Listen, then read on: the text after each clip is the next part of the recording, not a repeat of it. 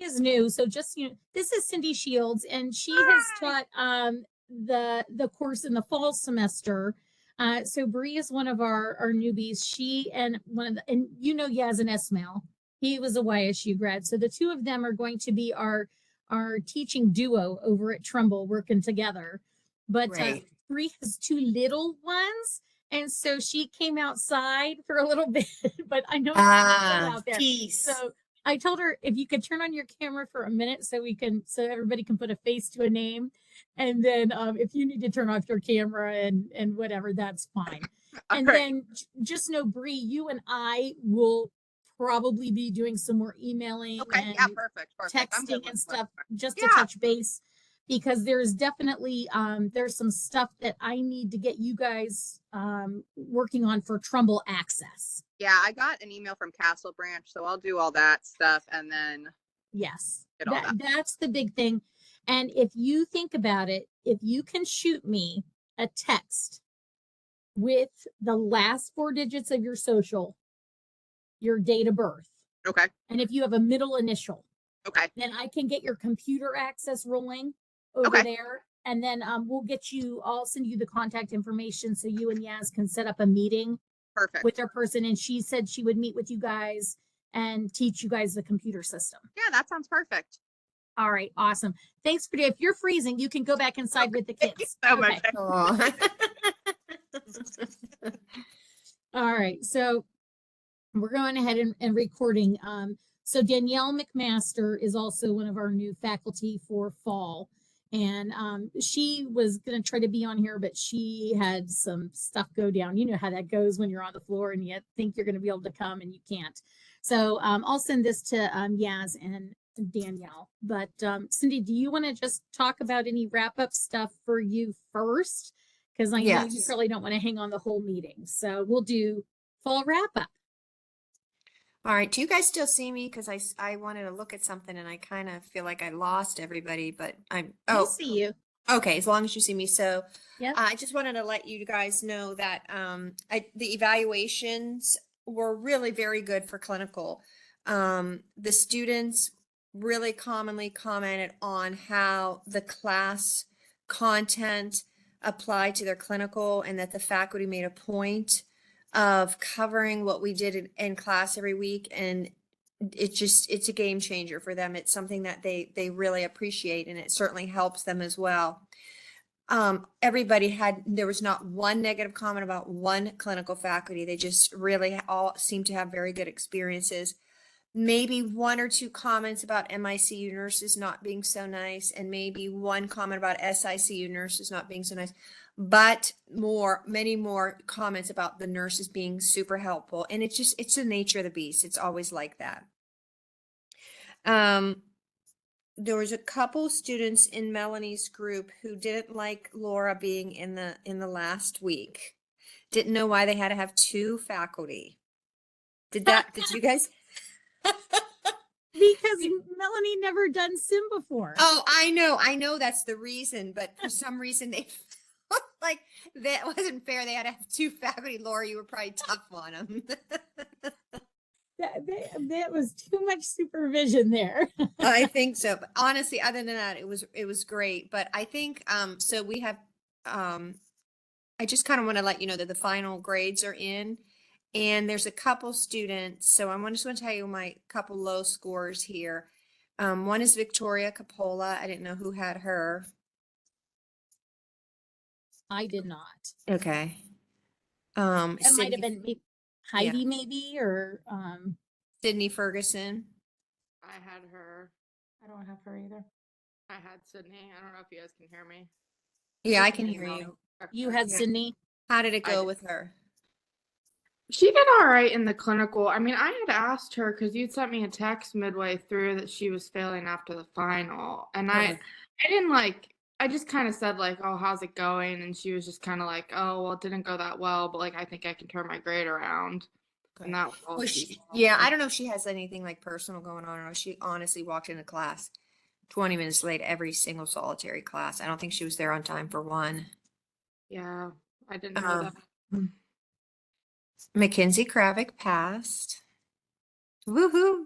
She was our failure, so she got a 78. And another one that kind of surprised me, another low score was Maya Stana. Yeah, I kind of may or may not have seen that too today, and that shocked me. She's really good in clinical. Yeah, she does like a tutoring for she does tutoring for the sophomores and so yeah, I was kind of Did surprised. she She just kind of pass or does she? well, all three of them are at a 77, but I'm gonna go through the final one more time and see if there's any questions that I can kind of drop. The math was dismal. I mean, Yeah, and I some heard of them, that okay, feedback. so I took 3 questions right off of the clinical math test. So just verbatim. Mhm. And some people got all 3 of them right. Some people missed all 3 of them, 1,000 milliliters an hour. God.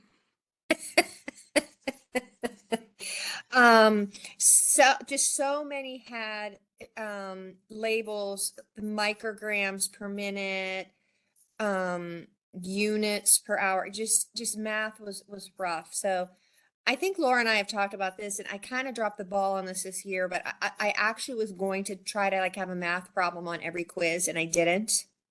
I Yeah, I didn't. may do that. And honestly, it needs to happen because what they are missing is just so basic.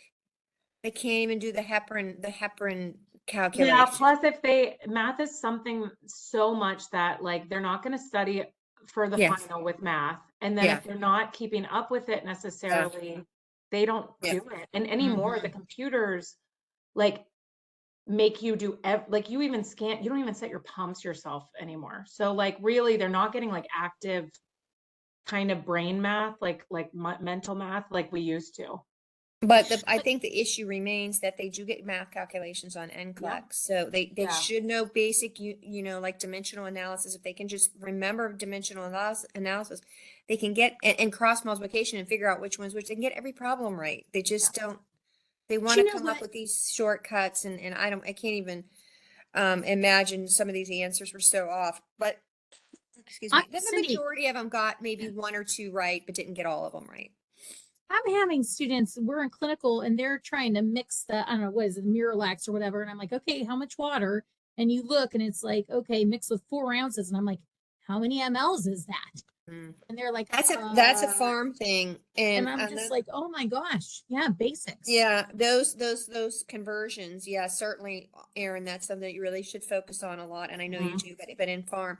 And another thing I did notice, a few students, and I haven't seen this in a while, were putting CCs per hour. So we try to stay away from CCs because that's on that list, the Joint Commission list, I as far will as say like. that one of the questions somebody asked me, it had CCs in the question. So I think they just, Oh, okay. All right. So it might have that could been, be it. Yeah. So then that they could were be it because they mirroring the just copied and question. pasted it. So we Or should they check were that on the worried math test. that if they put MLs, it wasn't going to look right or something. All right. So maybe, so probably on the math test, there's a couple CCs, Laura, just write a note and I'll maybe focus switch that. those out. And then maybe just let them know that again, just kind of reiterate that in the fall, or excuse me, at the beginning of the semester, like no CCs, milliliters. Okay. But yeah, I was gonna like type up all the evaluations and send you guys all the comments and stuff, and I just didn't get to it, but just feel assured they loved all of you, all of you. They were very, very content. They were very happy. Melanie, I know you're new, and they spoke very highly of you. They felt like you were really in there in the room with them, teaching them things, and they really appreciated that you didn't just kind of throw them into the room and kind of ignore them. And my So thank students you for even that. commented when you worked, Melanie, how helpful you were. So like when I Yeah, was you are student kind of with cool. you, Yeah. they And liked, yeah, they And I liked it. have to add that even though they didn't like me in their sim, because I was there for like half of it, let me tell you Sorry, something. I was don't just take there. that personal. It's nothing No. personal. I just wanted to just like be honest about the evaluations. I'm I glad you cracked did. up every time I read it. I'm cracking up too. I just wanted to tell you that, I was there and I was like, okay, you know how sometimes debrief is like people don't know what to do during a debrief? She was a I rock didn't know star. how to do that for years, Yeah. so I No, totally get but it. listen, I came to the debrief, like I helped her and I was like, okay, let me do the pre-brief because she doesn't know like what to tell them about the equipment. And I'm like, let me go with her for the first debrief. but she was a rock star. Melanie, Yeah. you were awesome with it. She Yeah, was but so it, great with the- does, you do need to have somebody because you just can't be left high and dry in that situation with a whole Well, yeah, swim I day. wouldn't have known what to do, to be No, honest. no, I Yeah. know you wouldn't. I know you wouldn't. I know I you mean, wouldn't. now, like, I mean, I had a lot of fun with that. I thought that was so much fun. But, Yeah, like, you now, can like, just, you find you that- can even do more fun stuff with it now that you kind of know.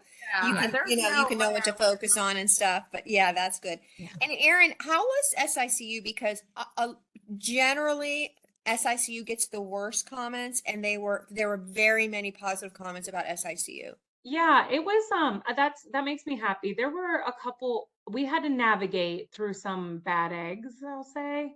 Oh, I It know. just depends. It's hard because there's like it's just a vibe there that's different. They one of the things that I know, like up in MI, you know who to kind of avoid. Melanie, I'm sure you know. It just working up there, being up there, you can get a general sense. Yeah. There's a You lot know more who to doesn't choose from. want to spend time with students, basically. Well, in SI, it's a twofold problem. So, I get there 5:30, 6 o'clock, no later than 6, every single clinical to do my assignments, but you don't know who the nurses are. So they do a huddle in the morning and people pick their assignments. So it's kind of like at the mercy of whatever they choose.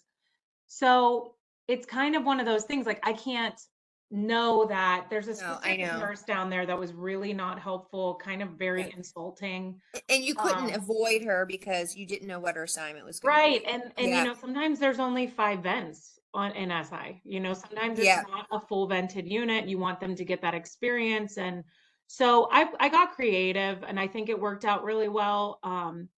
There were some really great nurses too. So I didn't want to, I don't want to say, No, you I know. know, It's always the but commentary. That's just always, there's always somebody. It just doesn't matter. It's well, just, there you was, can't it's, avoid it.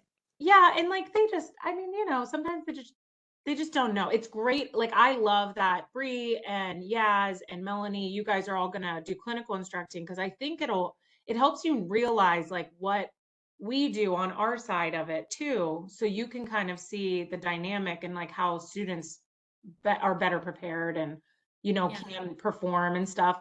It helps. And like even from this angle, I think about when I was at bedside, I wouldn't know half the stuff that we're making sure that we are at the rooms and making sure we are watching them, making sure we're available for questions and things like that. But I think, like one of the SI nurses made a comment to one of my students about how I didn't pass meds with all of them every time.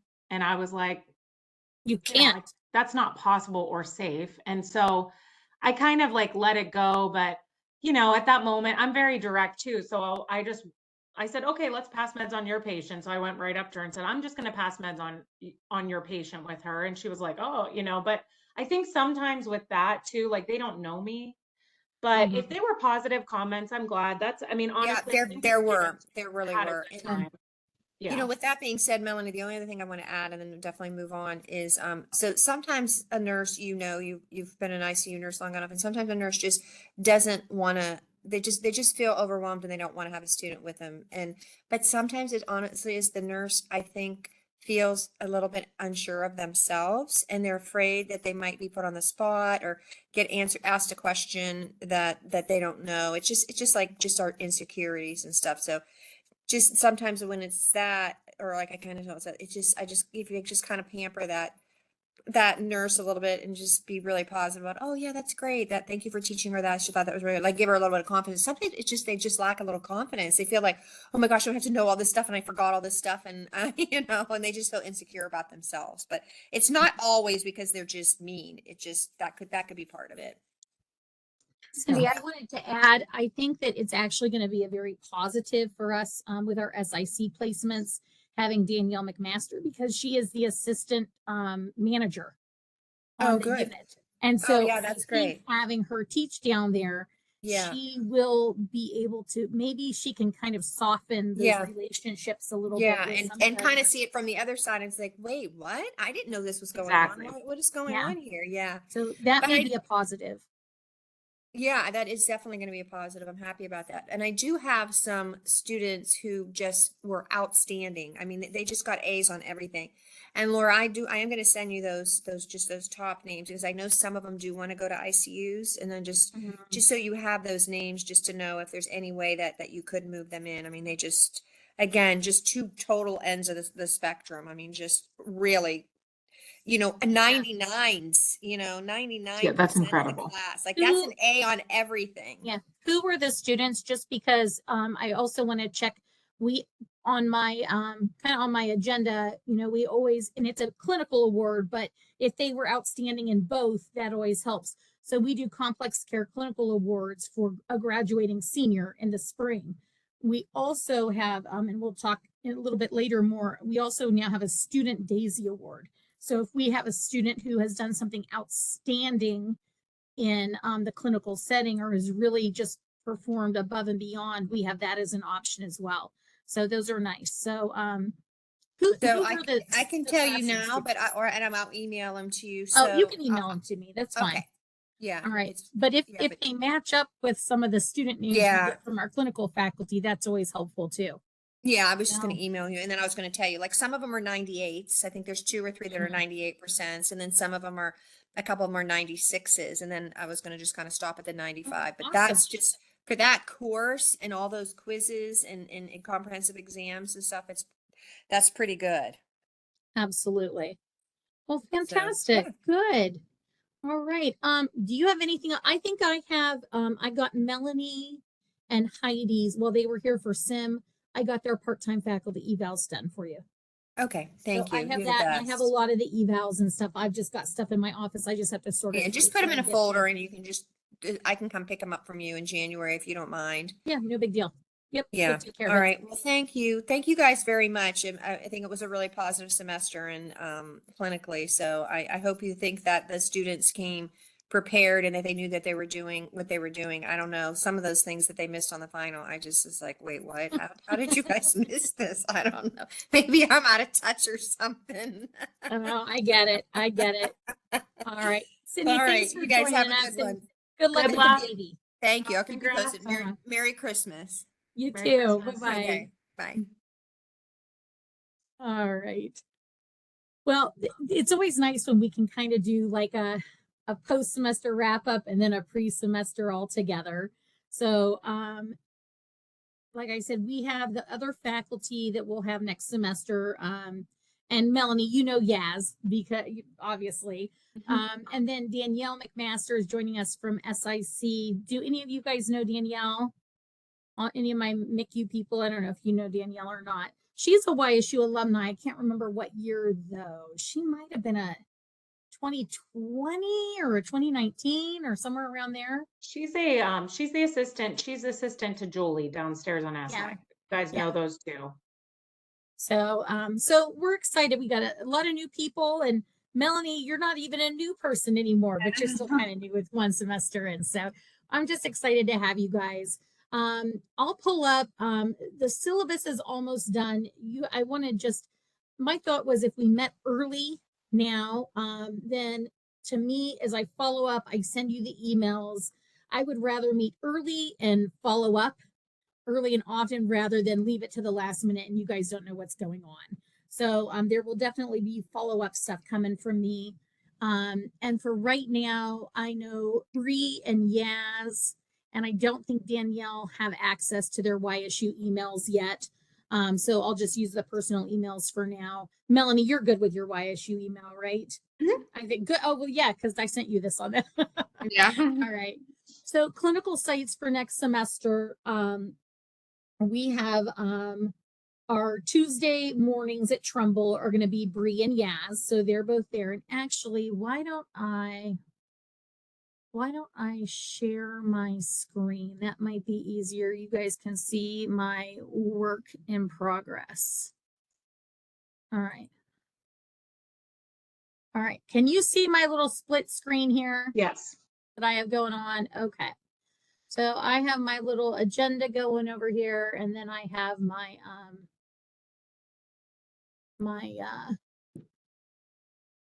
syllabus in progress. So you know, we just clinical sites we can kind of go through here and you'll see, and I'm going to send you all a copy of this. The syllabus is somewhat updated. I just have to get anything in yellow is just like my office hours, specific dates, but we can see on here that I have a Thursday morning on MICU downtown. Melanie has a Tuesday afternoon. Oh, this says SICU. You're MICU, my dear. MICU, Tuesday evenings downtown. Yazin and Bree are going to be Tuesday mornings at Trumbull. Now at Trumbull, Bree and Yaz, just so you're aware, their shifts start at 6. And so instead of a 7 to 1 clinical, your shift is going to be a 6 to noon. Is this really small for you guys?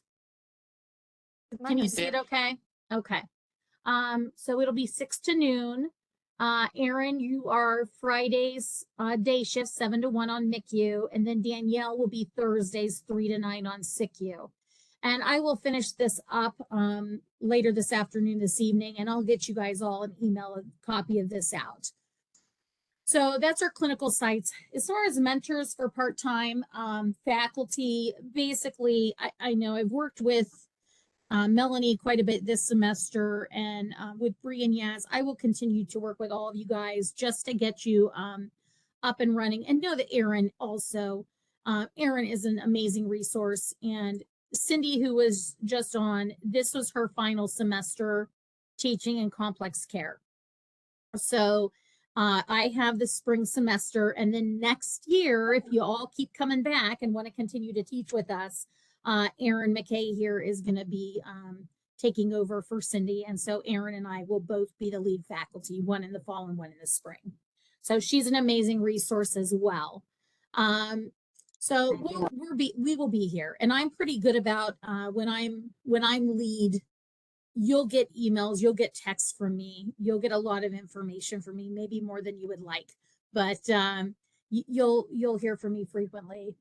As far as computer access and badges, so I am going to go ahead and send in all of your badge forms rather than I have already I'm working on collecting all the information to send in for the Trumbull students, because Trumbull used to allow us to have the students fill out their paperwork the first week and then submit it and have a quick turnaround. And now they're asking for it a month out.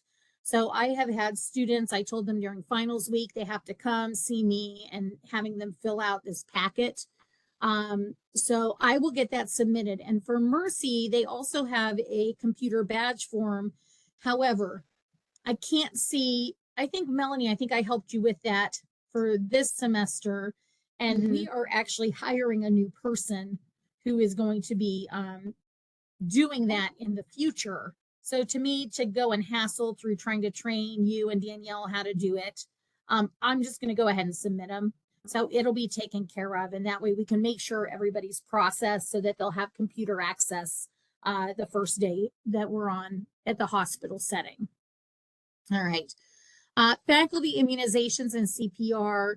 So now anybody who has a clinical, whether you're at Mercy or Trumbull. So for those of you who are at Mercy, I know now Mercy has, is doing this Castle Branch CB Bridges stuff. So if you are a Mercy employee teaching at Mercy, then basically there's not a whole lot you have to do, which is nice. All right. So they kind of already know that you have a background check and all of that. So that's the beauty of it. Now, Bree and Yaz, unfortunately, because you're going to Trumbull and you work at Mercy, that Castle Branch CB Bridges stuff, I believe Bree said that she got an email about that. So those things, you have to track down your records for your immunizations, your CPR, and those types of things, and upload them into the system, create an account and upload everything. And then for Trumbull, Bree and Yaz, you guys will have to do the, it's a one-time thing, and then you'll never have to do it again, but you'll have to do the background check and the urine drug screen. So with those, we pay for it if you create that account. And I believe, I think Michelle Sheff in the nursing office sent you guys an email about that. If you have questions about it, reach out to her or reach out to me. But there's a code and then that you can put in. So as a faculty, you will not have to pay for that out of pocket. But the sooner we can get that stuff rolling, the better.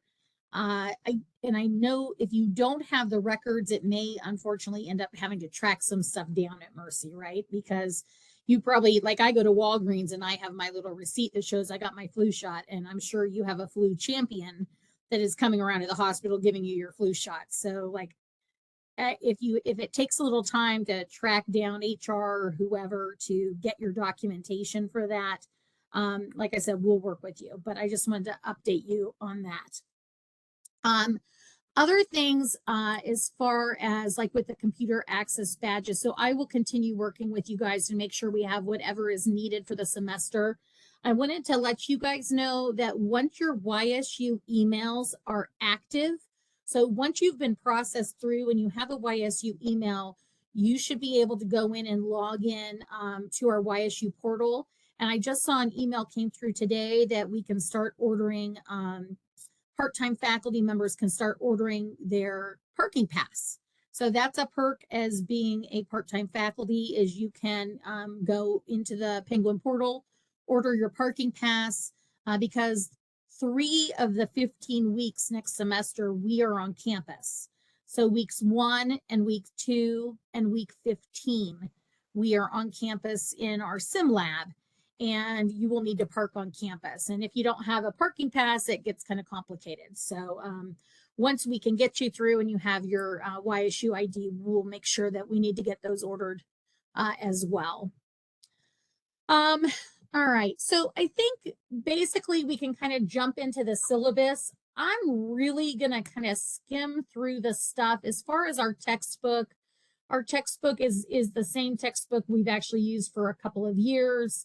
That doesn't affect you guys too much, but it's listed here in the syllabus. And I'll send you a copy of this. Our learning outcomes are listed here.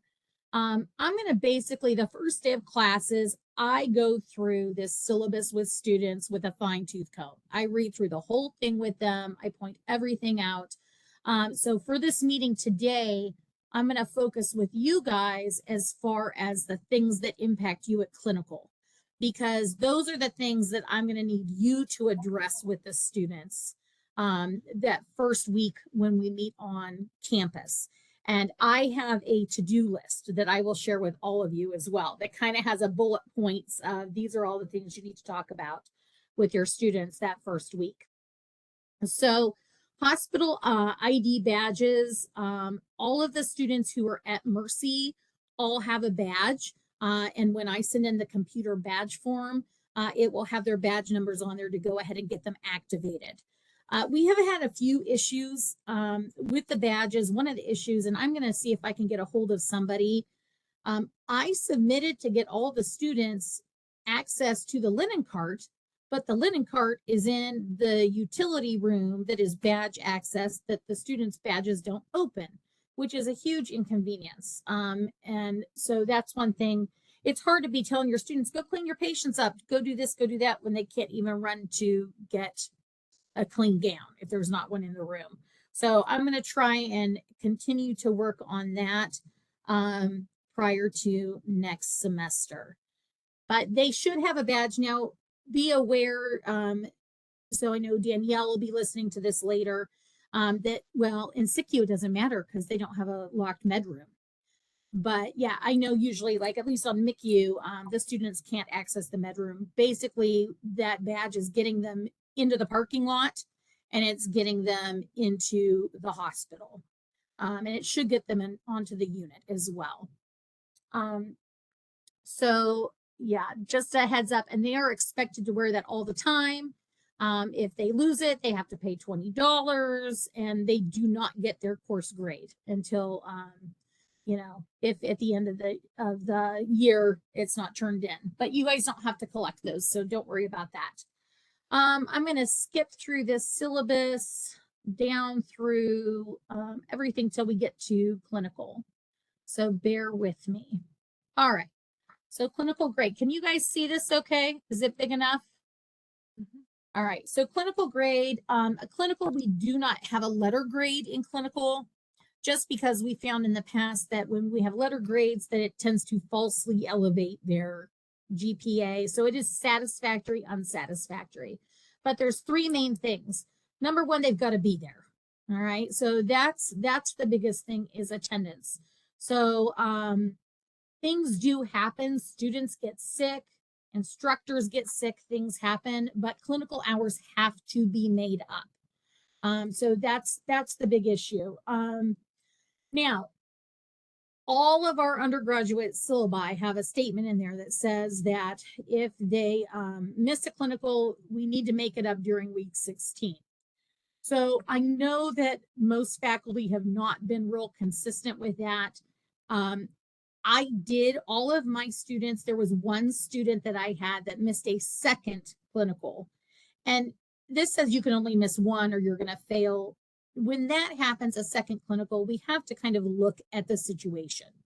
If there's really, I mean, I had a student who was hospitalized during, if there's a legitimate issue, I will absolutely let them make up a second clinical. But the rules stand. So if you have somebody who's just not showing up, that they will fail if it's just a big attendance problem. As far as the week 16 makeup goes, I know like when I had the one student who missed 2, I sent her with Erin one day. One of the things though in general is that's easy for the students. It's real easy for them to get to go on another day to make up a clinical. And so that's one of the reasons we found that when we say, if you miss a day, you're going to have to make it up on week 16, they're way less likely to report off. And so that's something that we want to try to stick with as much as possible. And if there's an extenuating circumstance, let me know. So I do. Yeah, I just have one thing I just want to mention. So maybe like next semester, just making a suggestion, because my group was like, they like almost every week they were complaining about like the fact that like some group missed this or some group missed that. And I was like, I didn't really know what was going on. Like I didn't know who missed because of what, who was sick, if there was an instructor sick. Erin, I know you were sick one week. I don't know if Heidi was too. And that was like they kind of were alluding to the other Tuesday group, which I know was Heidi's group. So I don't know like what was going on or if they missed, but I feel like maybe like on the first day, like making that like a big like point, because they like every single week they were driving me nuts at one point, like just all right. constant. Yeah, And and I here's think the- it's oh, go that's the tricky part because it's the game of telephone. My students had to get there early, stayed late for 6 weeks in a row. We had one 12-hour day. You know what I mean? So I even just to make up for Veterans Day, So I think it's hard though because sometimes the holidays, especially in the fall, screw up groups too. Yeah. They were like claiming that like people weren't making them up and like they were saying they were made up, but they actually weren't. So like I don't know what was going on, but I'm just letting you know like what I was getting. That's what they were saying. Yeah. Like they were saying that the Tuesday group never made like they were saying that the other Tuesday group had like missed a week and never made it up. I don't know. I don't know what was true and what wasn't. And it's so here's the expectation. So you know what, we're starting out here. Here's what I'll tell you. This semester, Erin and I are basically lead faculty and we're both rule followers. So, and I will tell you, we have Melanie, your second semester, you're following the rules. I feel like yeah, that's what I'm saying. Yeah, I feel like you're I a rule follow follower, all the yeah. rules, like, and I always am that way with like everything. So like that's not gonna change. But I just feel like they were, I don't know, like I don't know what was happening, but it was like every single week they were like, well, that's not fair and blah blah blah, and they were like, it's nothing against you, but I was like, I didn't know what to tell them at a certain. 1 second. I'm sorry. Hey, Teresa, I'm on a meeting. What you need? Okay, bye. I didn't want it to sit here and ring on us. No, I agree 100%. And I think consistency is critical. Listen, there may be a day where you're sick. Okay. If you are sick and you have to miss a clinical day, it happens. Now, our Trumbull team over here, listen, there's 2 of you. So if one of you is sick and the other one can go and take the group, awesome, But the rest of us, when that happens, we have to make it up. And I do ask And I think Cindy just says, make it up, whatever. I will tell you, I'm a little bit more involved. And so if you miss a day, I ask that you let me know in advance that, you know, if you are out of town, if you have a conference, if you're sick, when you let your group know, I want to know too. So shoot me a text. I don't care when, just shoot me a text and let me know. And then once you're back or once you feel better or whatever, then I'd like you to follow up with me and let me know how you intend to make it up. So when we look at that, there's different options. Some groups will say, hey, is there another day that we're all available, that the unit's available that we can go? Okay, that's fine. Sometimes students will say, or faculty will say, if there's not another group there that day. So for example, Melanie, you're a Tuesday afternoon clinical, okay?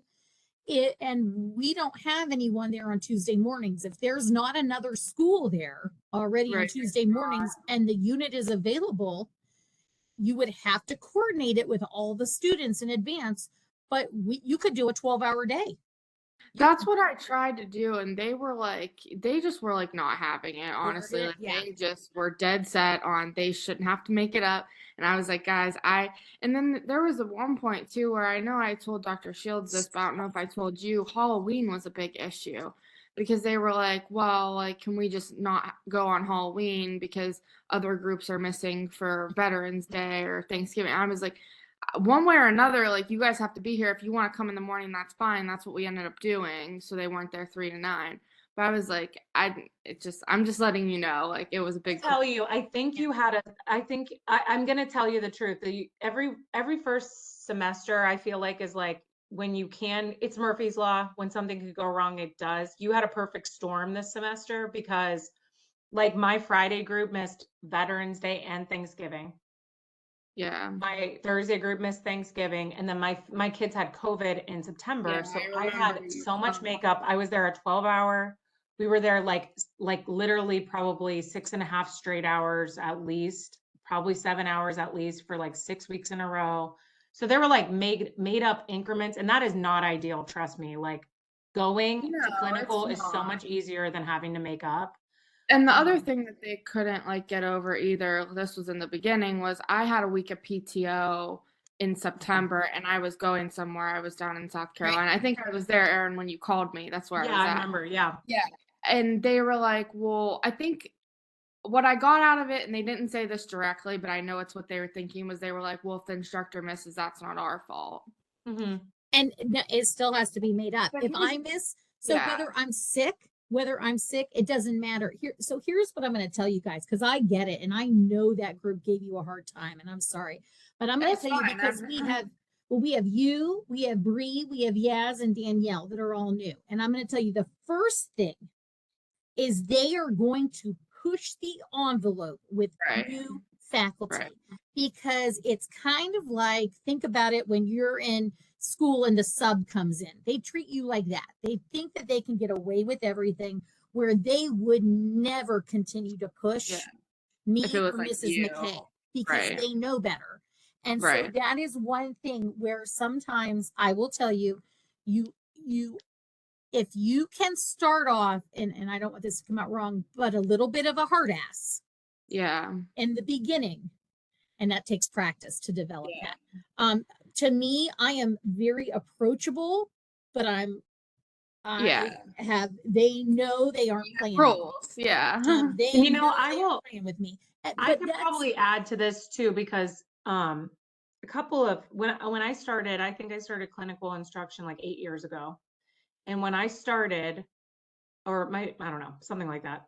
When I started, I remember anybody who missed, I just always planned on working week 16. It's not ideal, but this would be week 16. So it'd be like this week, just one day.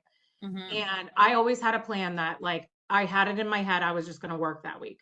And so Yeah. then, and back in the day, I worked under Lisco and Fusco, and they were no nonsense. You went week 16.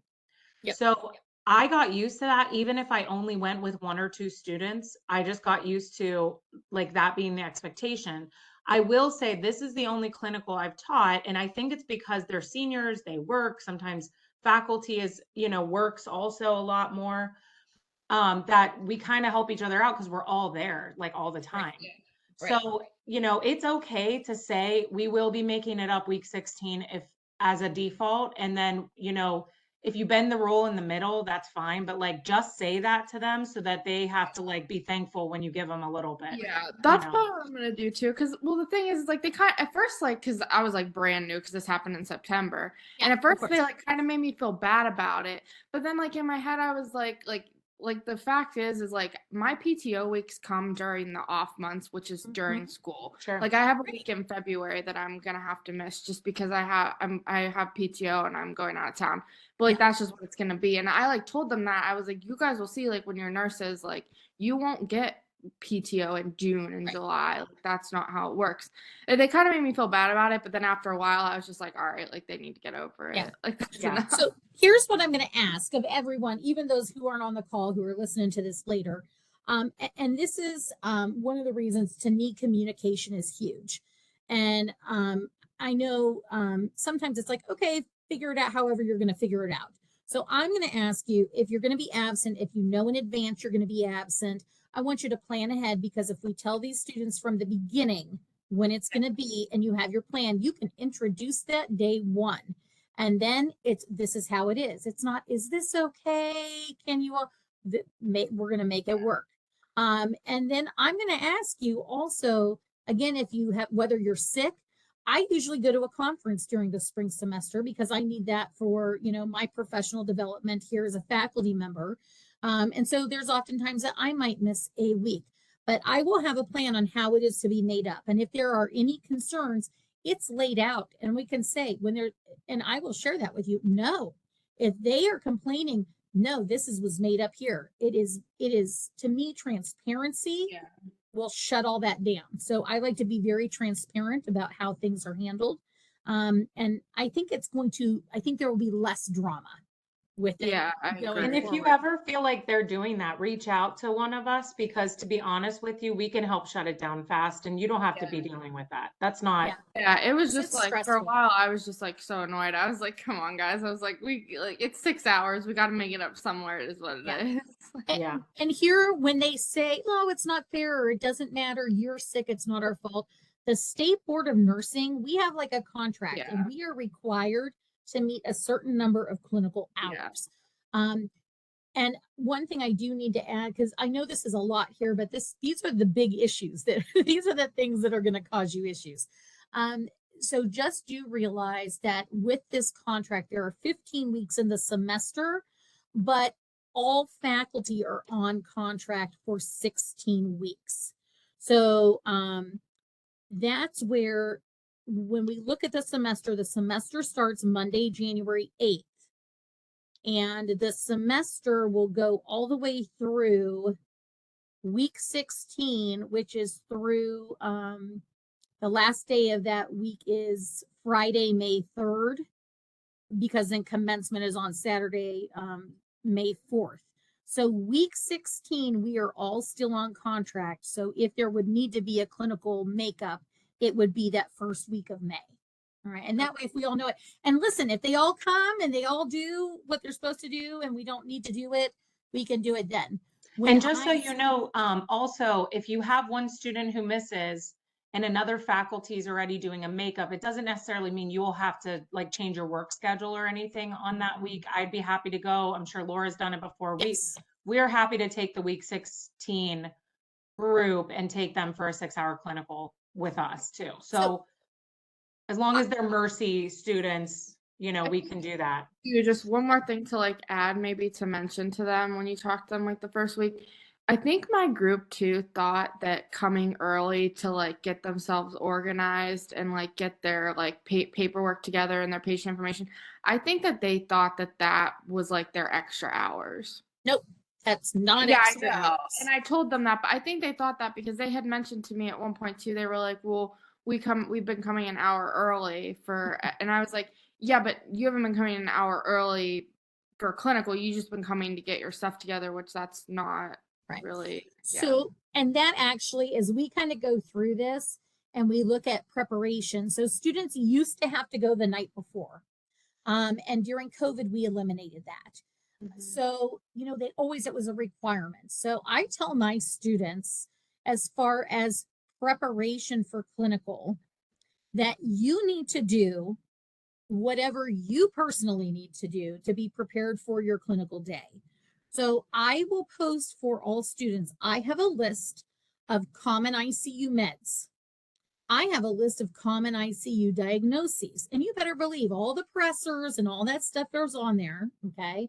I have a list of common ICU protocols. I post them online, and I tell them, and you're going to see it's in the syllabus, that this is an expectation that they are familiar with these things. So I think this might answer some of that. But basically, I tell students being prepared is your responsibility. We used to require everyone came the night before. You got no credit for that. And in their prior clinicals, they didn't get hours for coming the day before, because Right. some of these other classes, they still do have to for Yeah, professional 1, professional 2. right.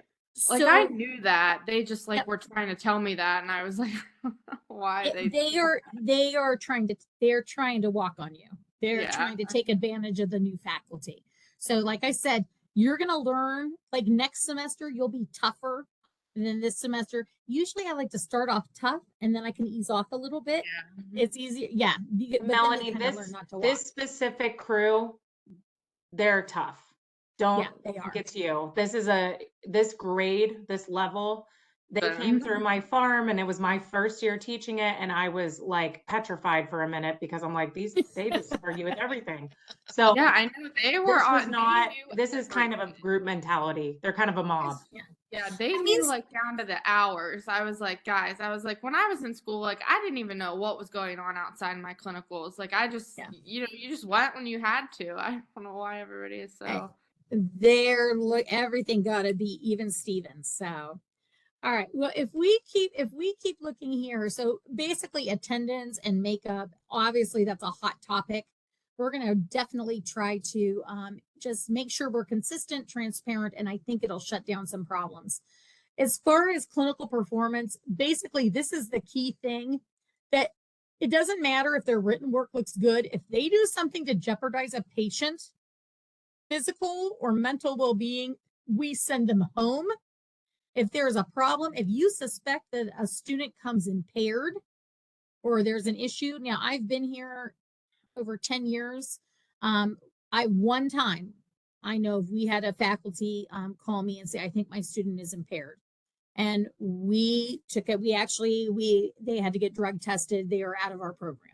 So we don't play with that. But even if it's something not that bad, if they go and gave a med without you, or they did anything that's beyond their scope, or something that is, could put a patient at risk, they go home, and then we will evaluate it from there.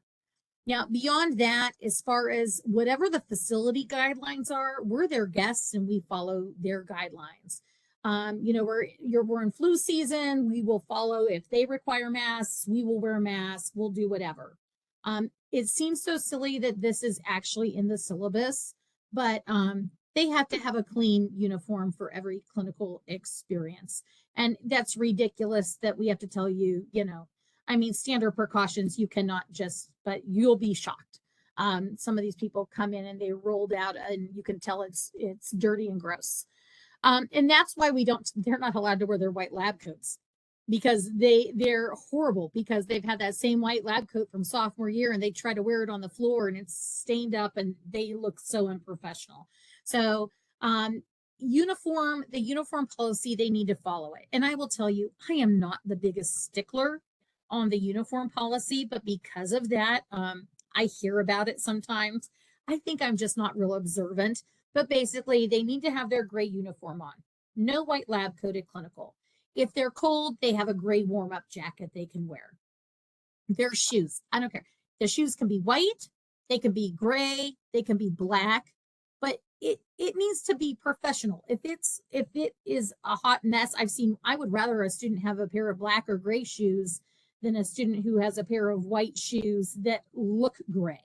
It's all about looking professional. The earrings and all that, technically the policy is one earring in each lobe, no other facial piercings, no fake nails, no, just, but here's the problem. The hospital policy is also no fake nails, but how many nurses do you know at work that have their fake nails, right? So it's a little hard. Here's what I'm going to tell you. If I notice it, I say something.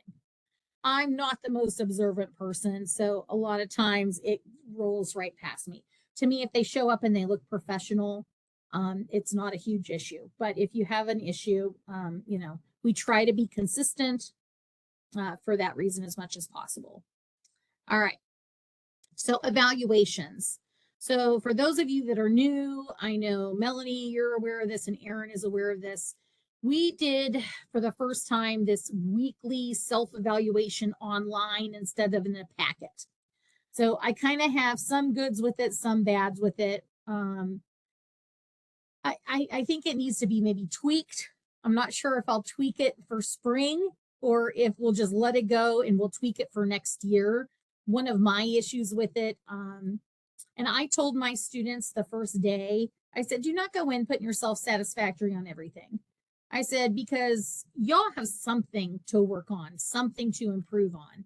Use this as a way to identify areas that you maybe feel you're weak or need some help, so we know where we can help you, and I use it also as an area for a chance to give them feedback. So that's done online in Blackboard. It used to be paper, but I think it's convenient for students to do it online. I like that because when it was paper, they would never turn it in and it was an issue. But I think the whole feedback area, we need to change a little bit how that scoring thing works. What were your thoughts on? Oh, I think, yeah, like I was actually wondering if they could click something that was like S or P or NI and then require a little comment, because even though I ad nauseum told them to fill out a comment regarding like how they felt, or just to like give me some feedback, just even in a couple sections. Yeah. Some wouldn't, and I don't like, they never really went back and fixed it either, so I don't Yeah. know. It was like more my feedback, but then you feel like you're talking to a wall. So Yeah. I love the idea of it. I thought it was extremely convenient to have it. There's some issues. Yeah, Yeah, I just agree. a little. And then it was like everybody got, if they put themselves, you know what I mean, then it's like, okay, it's, to me, it's not about the points. And that was the whole thing, is to make it an assignment that they had to do, like it has points, but it's satisfactory, non-satisfactory. But I think that's something we need to look at and play with for next year. But honestly, I don't know that it's something that I can figure out for January 8th. So we'll probably leave it status quo for this next semester. But the students, and I will stress to them, they are supposed to write the letter, the satisfactory, progressing, non-satisfactory. And then it's the directions specifically say if it's anything other than satisfactory, they're supposed to put a comment. And I had students who were putting themselves all satisfactory, and I called them right out on it. And I put in my comments, I said, are you telling me you have nothing to work on and nothing to improve on at week 4 in this semester? So, and so I do have that in here, and I'll get down to it. Let's see. It says, so they should be completed by students following each clinical day. Faculty will respond and evaluate student progression weekly. Students are expected to review faculty feedback, apply suggestions in their clinical performance each week for progression. And they need to be satisfactory in every area by the end. And then students also have that paper that we have to fill out, that final summative evaluation that we do week 15 on campus, that everybody did that. So good. Oh, this is what I was telling about as far as that preparation. Hours don't count, but students are responsible to familiarize themselves. I have that list on there, and it says, since they're not there the night before. So I'm going to tell them they need to be aware. They need to look at these. We can stress this week 1 and week 2 in clinical. You guys need to be looking at these.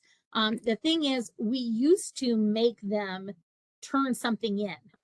We made them all actually do a write-up, and we made them all do, you have to do 10 meds. You each have to do 10 meds, and we combine them. But it became busy work, and the students only looked at the ones that they were assigned. And I'm like, listen, I don't want to assign busy work. To me, if they aren't doing them all, they just need to have an onus and a responsibility. So where I take this is if I'm passing meds with a student and they have no clue what this med is, and it's something they should know, it's on the list. I mean, if it's a pressor, pretty much all of the common meds that we give are on this list. And I tell them, I'll say, listen, you need to go back and review the common med list and familiarize yourself with these. Because if they would do that, if they would even go look them all up and make their own little med cards or something, they'd be golden for the whole semester. But all right, moving forward, the math exam, I have to update the date on this, but during week 2, they all take a math test. They have to get 100% to move on. If they don't get 100%, they take another math test week 3. And I do provide them with, I'm going to go and update. I know that there's some older things out there. I'm going to update and put some new questions out there for practice questions. I also post an interactive link where they can get practice questions. And I'm going to go ahead and do what Cindy mentioned about adding a math question on every quiz too, to try to help improve them. All right. So skills down here under clinical expectations. So the first 2 weeks while we're in the lab, basically they come and they have no clue. I kind of use the simulator and I kind of walk through, okay, let me show you a head to toe assessment on a complex patient. They're used to patients who they can get up to the chair, who are on O2 nasal cannula with a diet and up to the bathroom with assistance. So, it's like a culture shock to them. So that first week, in the lab, it's things like, okay, what are you going to do? Hi, Mr. Smith, and if he doesn't respond, oh, now I'm going to go to touch. Okay, now I'm going to go to pain. They've learned these things, but they haven't had to ever apply them. How are we going to apply pain? Am I going to do a sternal rub? Am I going to do a shake? Am I going to do nail bed pressure? So I kind of go through kind of that ICU assessment with them, just so they have an idea of what that expectation is going to be. They all know how to do a head to toe, but they've never done a head to toe on somebody this involved before. So after that, we have skill stations set up in the lab. And basically we kind of go over it with them and they have practice time. And that's important. So in the lab, we set up things like how to inline suction, how to do mouth care on a vented patient, how to prime primary tubing and set the pump, how to set up a piggyback, how to, there's a station they can practice pulling up, IV meds for IV push, using the stopcock on like NG tubes, OG tubes, trach care, open sectioning, how to tie restraints, things that they're going to be doing in clinical that they either have done before, but have never actually done in practice, or it's been a long time, or stuff that they just need to refresh on. One thing with this, and what I have found is that first 2 weeks is the students will practice about as hard as you make them practice.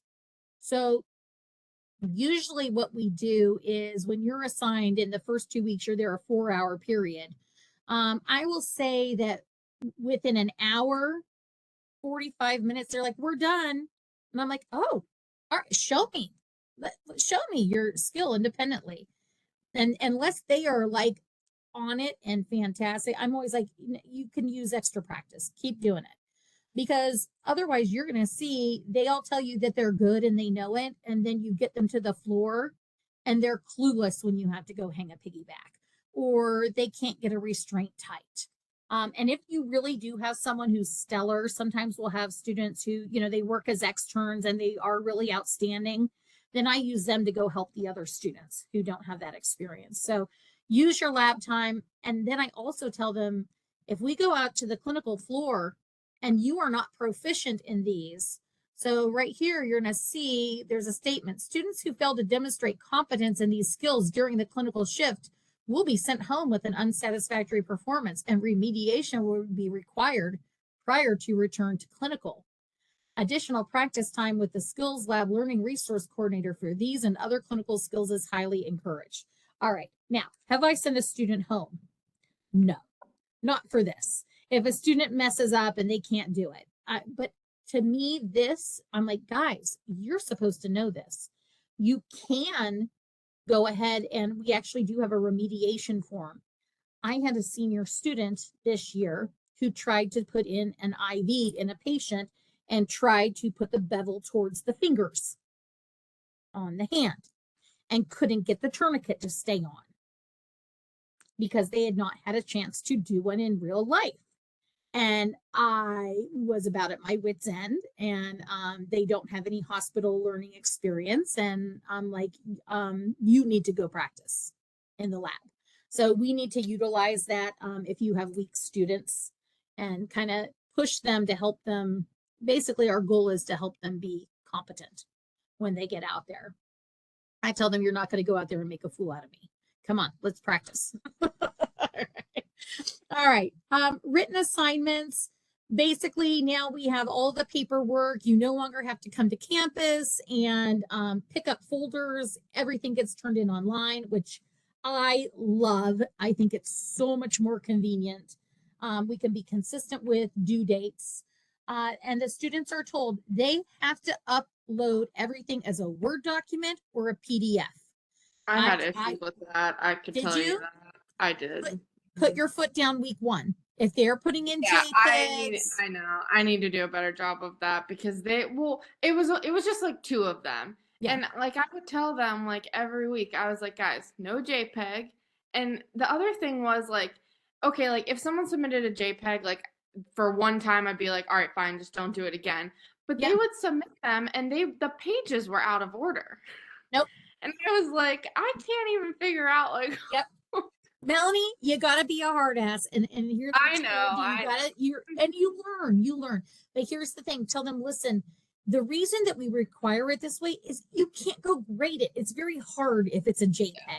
If it's a PDF, it's not glossy. I don't have a reflection on it. They don't have to have a scanner. I tell them right in here, Genius Scan is a free phone app, and you still just take a picture, but it comes as a nice PDF.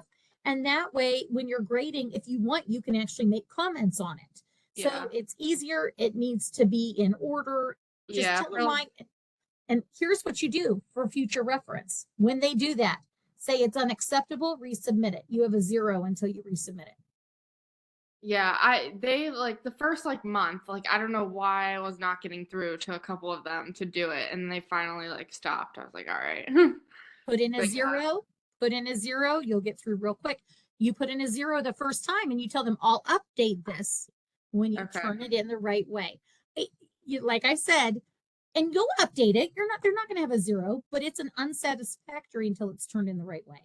Yeah. And they'll quit. You won't have any more problems. I know. I learned these things the hard way. It's easy for me to say. All right. I did the same thing at first. All right. Their rubrics are in there. If they look at the rubric, we tell them exactly what they need to put on there. So they do 6 databases. The databases are like 8 pages long.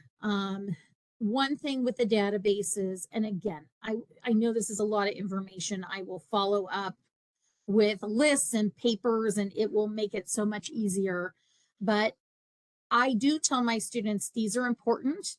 If they need to stay after the clinical day, we usually do post-conference down in the computer lab. You know, I tell them though, clinical is about patient care.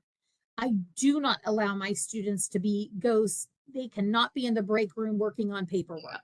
You know, I understand.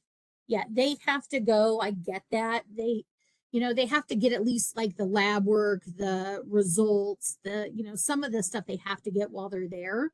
But it's not okay to be sitting somewhere in a corner working on their patient outcomes and their, plan of care rather than taking care of their patients. So But I'm also going to update and give maybe a sample of a good one so that they can have a sample of what it should look like if a database was done well. So that, maybe that will help give them a little guidance. Once they've completed 6 satisfactory databases, then we have that nice little quick 2-page worksheet that's much easier for them. But all of that paperwork will be filled out and graded online. All right. And then at the end of the semester, I have to update the date on this as well, but they have a big concept map project. And I will provide further updates with that as we go. But basically, they have to take one of the 6 databases, one of those patients, and do a full concept map where they figure out what are 6 to 8 main problems with this patient and kind of break it down. Students hate concept maps. Students will tell you all that care plans are dumb and that they don't need them. And I tell them honestly, I know that once you graduate, you're not going to do care plans. But the reason is that any one of you, Bree, Melanie, you can walk into a room and see a patient is short of breath and you know what to do. You put the head of the bed up, you hit 100% FiO2, you suction and you listen to their lungs, and you know what to do. With this, they don't know. They're going to come out, Melanie, Bree, my patient's O2 stat's low. What? And you're like, what? Did you do this? Did you do? No. Okay, so that's what this concept map is it's basically, they're like, okay, this is my goal. Oh, I want their O2 stat to stay above 94%. What am I going to do to make sure that happens? So it's important because it shows us that they have the thought process down. And that's what I tell them. This is how I know that you understand what you're doing and you're not just going through the motions. They also have to do a presentation at the end of the semester where they have to take a nursing research article and do a brief presentation on that. And the article has to apply to the patient that they did their concept map on. And again, there's a rubric for that, and I'll provide more details as we go forward with that. Off-unit journals, students do get the opportunity to do an off-site. If you're an afternoon clinical, pretty much our off-site option is ED. With day shift, and depending on where you are on day shift, we can sometimes get cath lab or open heart as well. Students are not allowed any more than the maximum of 2 offsites at the max. I will tell you at Trumbull, so for Bree and Yaz over at Trumbull, we can sometimes on Tuesdays, we can get open hearts for you guys. And then we also do the ED as well there.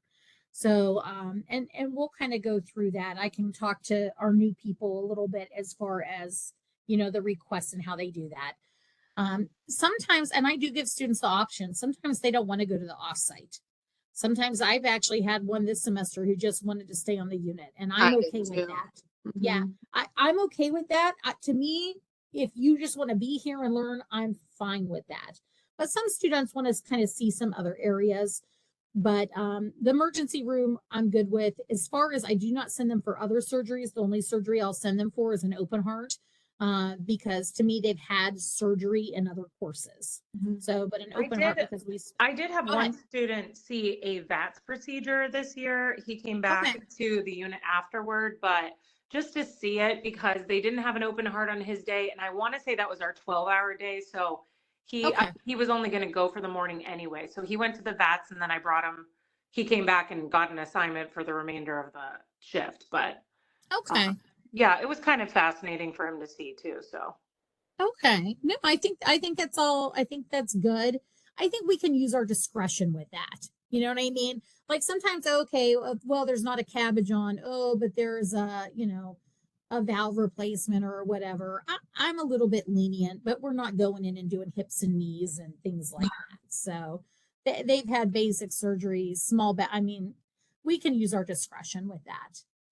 All right. So in a nutshell, that's the syllabus. I haven't updated this, but like I said, I'm going to work on this, and probably by tomorrow at the latest, you'll get the updated copy. Just a heads up. And so when you see this, it's kind of nice to have it. So you kind of have an idea of what we're covering in class each week. And that's the one thing, you know, the students really do appreciate that when we can kind of focus in clinical on what they're covering in class. And I will also try to do a weekly group text that'll just say, hey, we're getting started on renal this week. And that way, when you're making the assignment, if you have patients who have renal problems, great, we can assign those.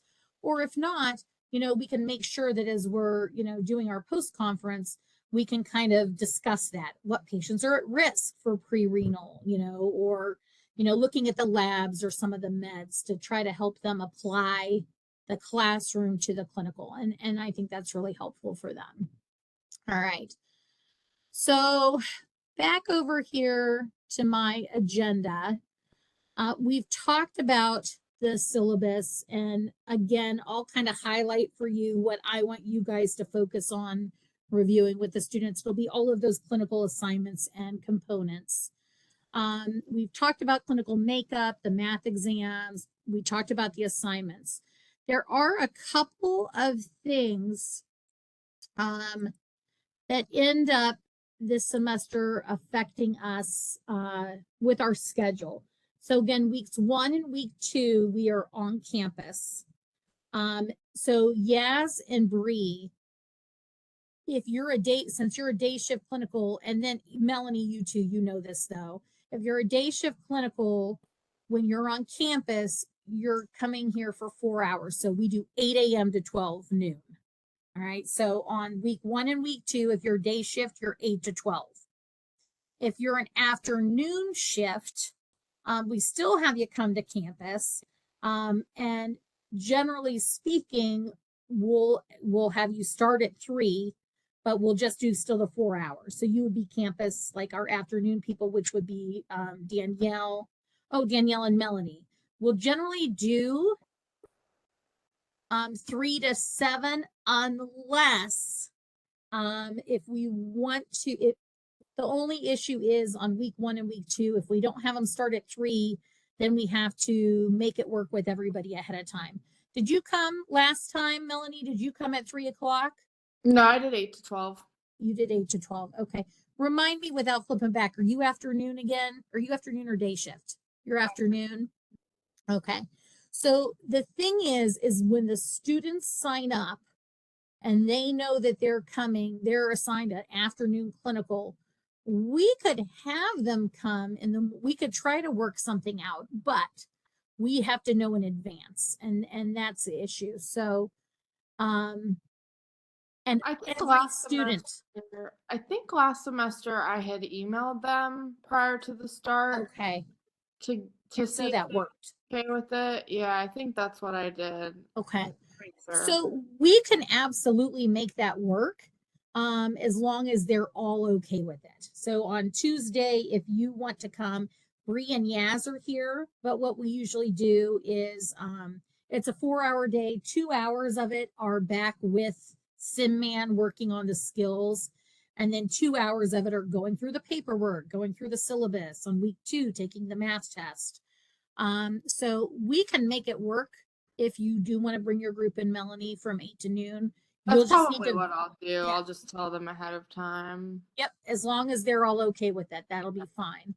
And we can do the same thing week 15 too. We should have a like class list, right? I'm going to go ahead and get that printed and sent to you. You can actually pull it up because you have access to Banner. Yeah, I can pull it. Okay, so you can pull that. Yep, it's already in there. Okay. So Bree and Yaz will be 8 to 12. Danielle is an afternoon. So Danielle, when you watch this, let me know if you want to change anything, but likely you will be Thursday. I'm planning on you from 3 to 7, Danielle, unless I hear otherwise for those weeks. Now, this is going to change. This says week 8, no clinicals due to Kaplan. I do believe it's getting pushed up earlier in the semester. So I'm going to put week question mark. So there is 1 week during the spring semester that all seniors take a 3D NCLEX prep a 3-day NCLEX prep course. Okay, so basically that week they have no clinical. And in place of that, because everybody's in the same boat, we assign them a case study or something that they have to do. But that's the only time that we can allow like a case study or something to be supplemented for clinical. So I will let you know as soon as I know which week it is, because the students will not have clinical. So you guys will not be there that week. I'm hoping to have that date confirmed within the next week, and I will keep you posted.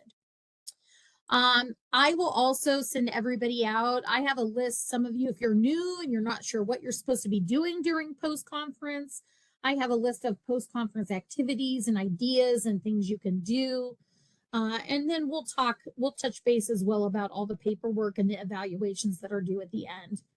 I guess I want to try to wrap up because I'm running over an hour here, but the last thing I really wanted to focus on is, were there any outstanding students? Did you guys have anybody? And if you aren't sure off the top of your head, if you want to email me or text, if you had any outstanding students, we select one student for the year for complex care to get the complex care student award in May at our senior medallion ceremony. So if you had I'll anybody throw good, a couple names sure. if you want Yeah. them. Who'd you have? In my Thursday group, I would say, and these are like I would say clinically, you know, I'm not Yes. necessarily going off like paperwork or grades.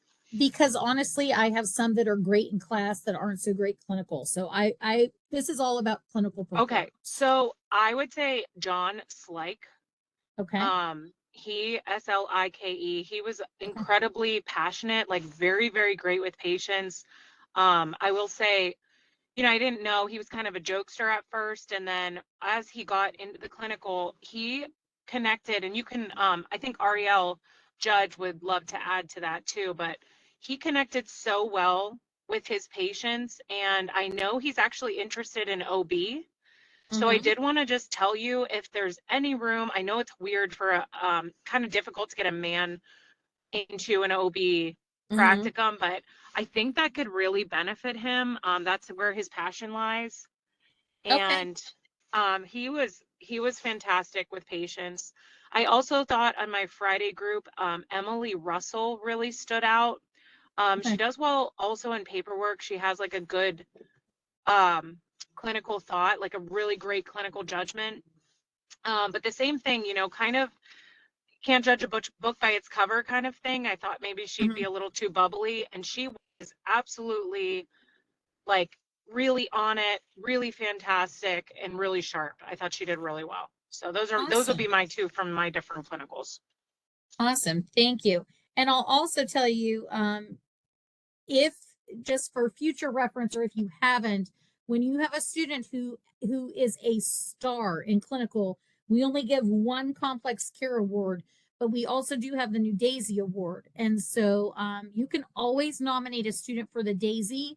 Now, only one senior will get the DAISY, but even if they don't get it, they get a certificate that says that you were nominated. And even that is a nice gesture, you know, with your feedback on there. So if you have a student who's a standout, I would love to see us start nominating a lot of these students for DAISY awards. And I know I have not been the best about that this semester either, but I think we want to encourage outstanding clinical performance. So something to keep in mind. Melanie, did you have anybody great in your group? Yeah, I did. There were two. I would say Katie Demetrius Okay. was good, and I thought Emma Erickson. Those would probably be my two. Awesome. And if either of them also had a standout moment, you know, or had like a patient or something where they really were fantastic, you know, so we know that, oh, they're a great student, I really like them. But sometimes you're like, wow, they were so good with that patient, or, you know, they really made a difference that day. We have in the online class, there's a little, you just scan the QR code and you can put in your feedback for them. So all right. Well, I kept you guys longer than I wanted to, but I know we have a lot of new faculty, so I just kind of wanted to make sure I spell some things out. Is there anything else that you guys had questions on or wanted to talk about? Other than that, like I said, I'll be reaching out to my new people with your information and with follow up and send out the minutes from the meeting, send out the syllabi and all of the course paperwork. But do you guys have any questions or concerns? Nope. All right. No, I just Well, wanted to thank you, Melanie, too, because you were great. I heard wonderful feedback from the Yeah. students.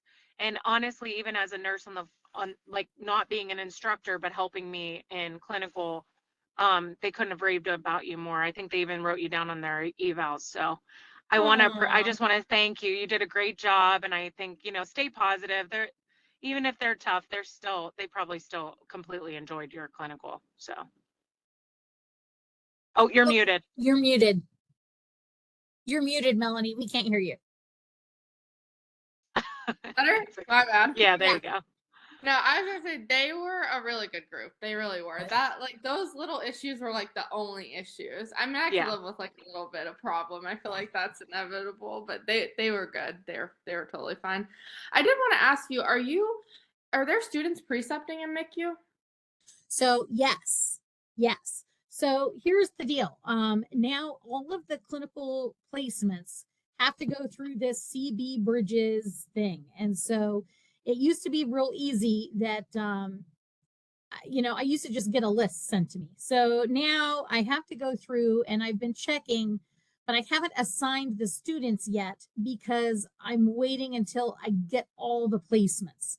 So example, like I probably had, I don't know, 15 people who want an ICU. Well, I may Okay. only get 10 ICUs. So I kind Okay. of don't start assigning them until I have, but I think I put your name in. That's fine. That is fine. I have no problem with that. I I love think to I have asked you about it. I definitely no, I I have love some to have spots. the help. I really do. I don't know why people are like against students because I think they're so helpful. Like it's always nice to have a second set of hands, in my opinion. Mhm. Well, Plus, I Especially think they're seniors, so it's like fun because even if they're not sure of themselves, they're so much more capable than they realize. And they're at a level where it's not like you're having to babysit necessarily them, but it's great to have them as like somebody you can help guide. But yeah, they're helpful. yeah, that's what I'm saying. They can go run and get things. Right, especially the way staffing is like so bad. Like it's funny because now the clinical's over. Last week we had 28 patients in Of my unit. course.